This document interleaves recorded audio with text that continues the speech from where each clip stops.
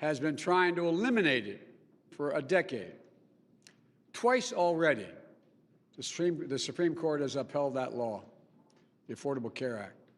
And the Congress, expressing the popular will of the American people, has rejected President Trump's efforts as well.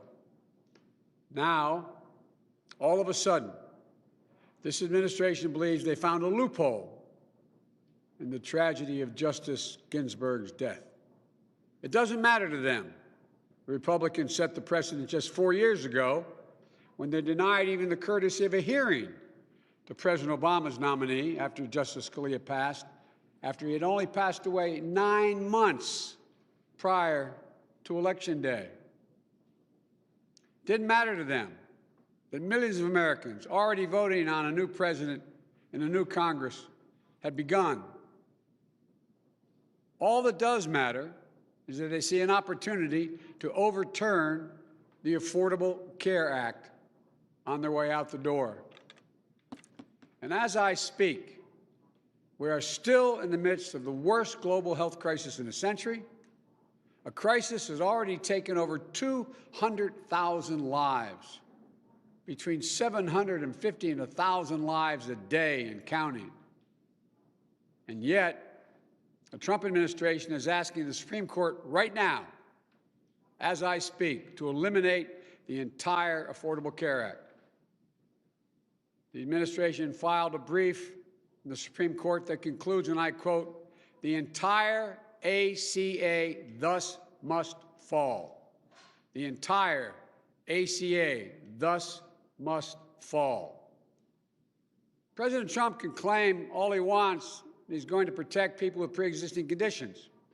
But the fact is he's already fighting to take those protections away as we speak. If he has his way, more than 100 million people with pre-existing conditions like asthma, diabetes, and cancer could once again be denied coverage. Complications from COVID-19, like lung scarring and heart damage, could become the next flood of pre-existing conditions used as an excuse to deny coverage to millions of people. Women could once again be charged higher premiums just because they are women. Pregnancy becoming a pre-existing condition again. Seniors would see their prescription drug prices go up and the funding for Medicare go down. It doesn't matter. It doesn't matter what the American people want. President Trump sees a chance to fulfill his explicit mission, steal away the vital protections of the ACA from countless families who have come to rely on them for their health, their financial security, and the lives of those they love. President Trump just tweeted an hour ago on my way here, and I quote, "Obamacare will be replaced with a much better and far cheaper alternative. If it is terminated in the Supreme Court, it would be a big win for the USA." It should come as no surprise that on Saturday, President Trump would nominate Judge Amy Coney Barrett, and on Sunday, lay out clearly what his objective is: to terminate Obamacare. The judge has a written track record of disagreeing adamantly with the Supreme Court's decisions on 2 occasions upholding the ACA. In fact, not as a judge, but prior to going on the bench, she publicly criticized Chief Justice Roberts' opinion upholding the law 8 years ago. The American people understand the urgency of this moment. They're already voting in droves because they know their health care hangs in the balance. They understand that if Donald Trump gets his way, they could lose their right to vote, their right to clean air and water, their right to equal pay for equal work. Workers could lose their collective bargaining rights. Dreamers could be thrown out of the only country they've ever known. And women could lose the bedrock rights enshrined in Roe v. Wade for 50 years. People are voting right now because they know the very soul of this country is at stake. and because they know that the decisions of the Supreme Court affect their everyday lives. Their voices may not matter to Donald Trump. They may not matter to Mitch McConnell. But there are Senate Republicans out there who know in their hearts but if they shut out the voices of those during a voting period, during an election, and closing the door on American democracy thereafter. This is where the power of the nation resides, in the people, in the rule of law, in precedents we abide by. To subvert both openly and needlessly, even as Americans cast their vote, would be an irreversible step toward the brink and a betrayal of the single quality that America is born and built on. The people decide. The Senate has to stand strong for our democracy. They must not act on this nomination until the American people finish the process they're already begun of selecting their president and their Congress.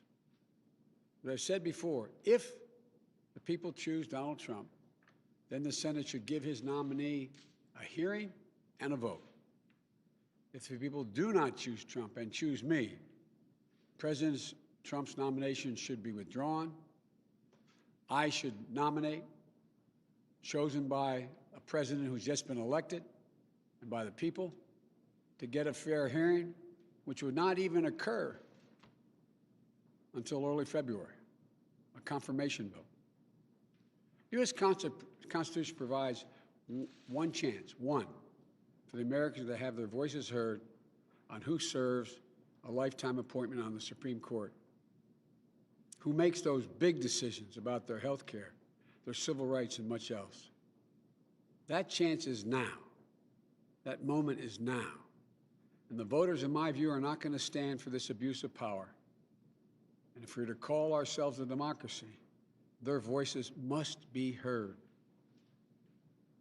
I urge the American people to keep voting and to let your current senators know that you want to be heard before a vote on confirmation of a new justice. And I urge every senator to take a step back from the brink, take off the blinders of politics for just one critical moment, and stand up for the Constitution you swore to uphold. This is a time to de-escalate, to put an end to the shattering of precedents that has thrown our nation into chaos under this president.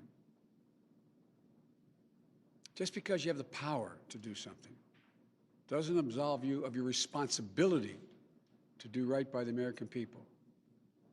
Uphold your constitutional duty. Summon your conscience. Stand up for the people. Stand up for our cherished system of checks and balances. Americans are watching. Americans are voting. And we must listen to them now. We must allow them to exercise this sacred power. So please, listen. Thank you. May God bless America. May God protect our troops. And I'll take a few questions. Yes, sir. Sir, we've already not commented on adding seats to the U.S. Supreme Court, but what should be the consequences for Republicans if they force Judge Barrett's nomination through and confirm her? They should see to it that the American public will vote on the Senate races in this election, and they'll vote Republicans out of office. That's the consequence. That's the focus. That's why I want to make it clear and stay on message here. The clear focus is, this is about your health care. This is about whether or not the ACA will exist. This is about whether or not pre-existing conditions will continue to be covered. This is about whether or not a woman can be charged more for the same procedure as a man. This is about people's health care in the middle of a pandemic. Yes. You asked me one question. Fire away. Have you reached out to Senate Republicans that you've worked with to urge them not to vote? Have you had any contact with any of them? No, I have not. I concluded that that would put them in a position, if they were to vote the right way, that they'd be compromised because I called them. And so, but I know and I have great respect for a number of my Republican colleagues, my former Republican colleagues, and I'm hoping they will do the right thing.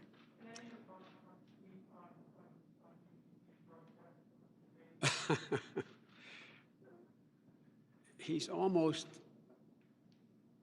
no, I have no comment. Yes. Question of expanding the Supreme Court in the event that this nominee does get on the court. Have you ruled out expanding the Supreme Court as president under any circumstances whatsoever? I am not, and I know you're going to be upset with my answer. But what I'm not going to do is play the Trump game, which is a good game he plays. Take your eye off the issue before us. If I were to say yes or no to that, that becomes a big issue. That's the headline here.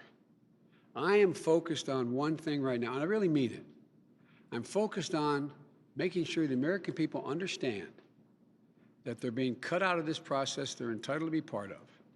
And the cutout is designed in order to take away the ACA and your health care in the midst of a pandemic.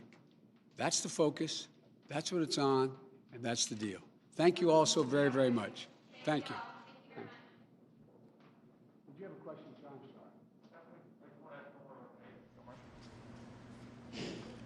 What do you feel like you have to accomplish to be successful on Tuesday? What do you have to do to win the debate? Just tell the truth. Thank you.